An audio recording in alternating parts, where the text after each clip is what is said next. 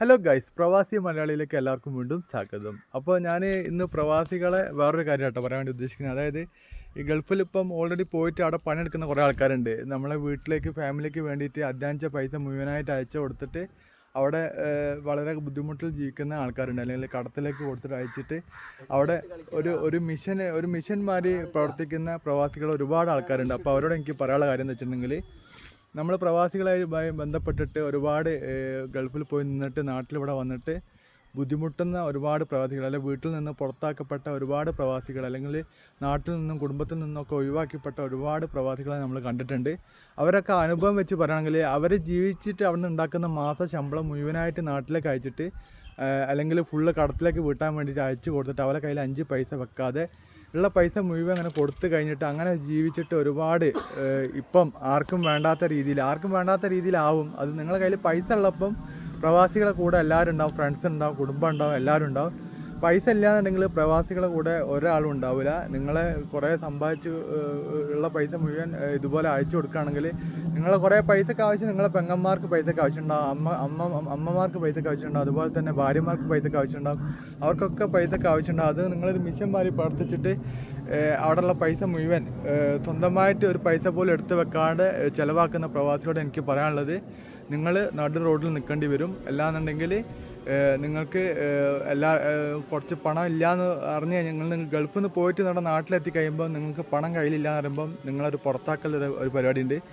ആ ഒരു പരിപാടി അനുഭവിച്ച ആൾക്കാർ എത്രയോ ആൾക്കാർ എനിക്ക് അറിയുന്നതുകൊണ്ട് ഞാൻ പറയുകയാണ്, നിങ്ങൾ ഗൾഫിൽ പോയിട്ട് പണിയെടുക്കുന്ന ആൾക്കാരാണെങ്കിൽ നിർബന്ധമായിട്ടും നിങ്ങളെ പേരിൽ ഒരു പൈസ എടുത്ത് വെക്കണം. അത് നിങ്ങളെ ജീവിതത്തിൽ ഭാവിയിലേക്ക് നിങ്ങൾ ഭാര്യയോട് പറയണ്ട, അമ്മേനോട് പറയണ്ട, നിങ്ങളെ മക്കളോട് പറയണ്ട, നിങ്ങളെ പെങ്ങന്മാരോട് പറയണ്ട, ആരോടും പറയണ്ട. നിങ്ങളെ കയ്യിൽ നിങ്ങളത് എന്ന് പറയുന്ന രീതിയിൽ ഒരു സമ്പാദ്യമായിട്ട് ഒരു പറമ്പോ അല്ലെങ്കിൽ പൈസയോ ഗോൾഡോ എന്തെങ്കിലും നിങ്ങളെ സ്വന്തമായുള്ള രീതിയിൽ നിങ്ങൾ കയ്യിലെടുത്ത് വെക്കണം. കാരണം എന്താ അറിയോ, ഈ കുറച്ച് കഴിയുമ്പോൾ നിങ്ങൾക്ക് വയസ്സായിട്ട് നിങ്ങൾ കഷ്ടപ്പെട്ട് കുറേ പൈസ ഒക്കെ ഉണ്ടാക്കി ഇവിടെ നാട്ടിൽ നിങ്ങൾക്കില്ലാത്ത രോഗങ്ങൾ ഉണ്ടാവില്ല, അതുപോലെ തന്നെ നിങ്ങളെ കയ്യിൽ പൈസ ഉണ്ടാവില്ല. ഇത് രണ്ടും കൂടി ആകുമ്പം ഈ നാട്ടിലുള്ള അതുവരെ പൈസ വാങ്ങിയിട്ട് അടിച്ചു പൊളിച്ച ആൾക്കാർക്കൊക്കെ നിങ്ങളൊരു ബാധ്യതയായി തീരും.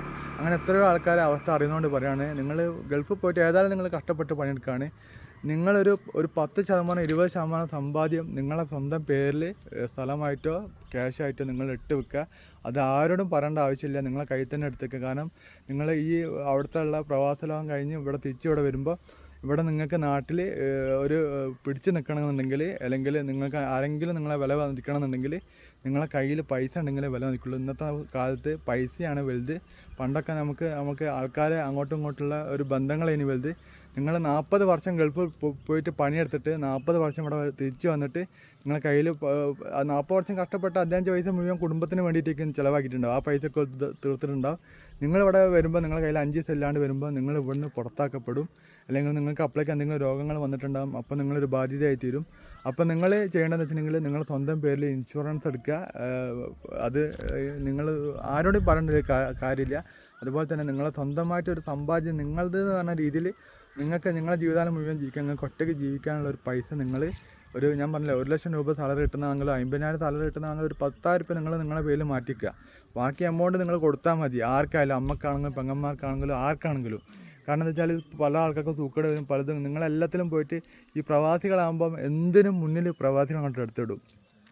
അവരുണ്ടല്ലോ സഹായിക്കാൻ, ഇവരുണ്ടല്ലോ ഉള്ള പൈസ മുഴുവൻ നിങ്ങളുടെ അടുത്ത് നിന്ന് ചിലവാക്കിക്കും. ചിലപ്പോൾ പെങ്ങളെ വീടിൻ്റെ പണിയിക്കും, എല്ലാം നിങ്ങളത് നിൽക്കും എടുത്തു പോവുക.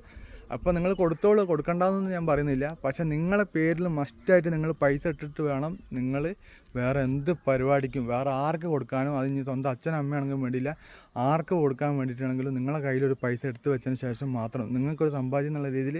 എന്താ വെച്ചിട്ടുണ്ടെങ്കിൽ ഇപ്പം ഭാര്യമാരാണെങ്കിൽ പോലും ഞാൻ പറഞ്ഞേക്ക് പൈസ നിങ്ങൾ ഇട്ടേച്ച് പോകും. അങ്ങനത്തെ കാലമാണ് ഇപ്പോൾ വരുന്നത്. അതുകൊണ്ടാണ് പറയുന്നത്. പിന്നെ ഞാൻ അത്രയും നമ്മളത് കാണുന്നതുകൊണ്ടാണ് ഒരു അനുഭവങ്ങളാണ് നമ്മൾ ഈ പ്രവാസി മലയാളികളോട് പറയുന്നത്. എൻ്റെ വീഡിയോ മുഴുവൻ കഴിയുന്നത് നിങ്ങൾ പ്രവാസികൾക്ക് എത്തിക്കുക. അവിടെ പണിയെടുക്കുന്ന എല്ലാ പ്രവാസികളോടും എനിക്ക് പറയാനുള്ളത്, നിങ്ങളായിട്ടൊരു ഫണ്ട് അല്ലെങ്കിൽ നിങ്ങളായൊരു സ്വത്ത് നിങ്ങൾ സ്വന്തം പേരിൽ ഉണ്ടാക്കി വെച്ചോളി. അത് നിങ്ങൾക്ക് ഭാര്യയുണ്ട്, മക്കളുണ്ട്, സ്നേഹനിധിയായിട്ടുള്ള അത്രയും സ്നേഹമൊക്കെ നിങ്ങൾക്ക് തരുന്നുണ്ടാവും, ഒക്കെ ഞാൻ സമ്മതിച്ച്.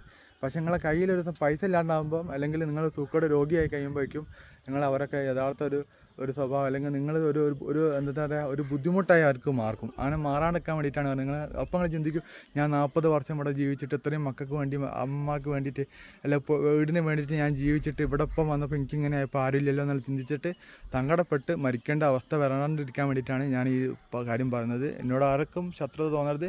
നിങ്ങൾ പ്രവാസിയാണെന്നുണ്ടെങ്കിൽ നിങ്ങൾ പൈസ നിങ്ങൾ സ്വന്തം പേരിൽ ഇട്ട് വെച്ചോളി.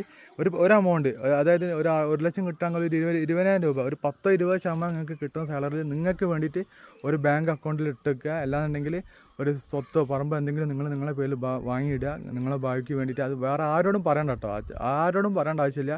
നിങ്ങളെ സ്വത്താണ്, നിങ്ങളെ പേരിൽ തന്നെ എഴുതി വെച്ചിട്ട് റെഡിയാക്കി വെച്ചോളി.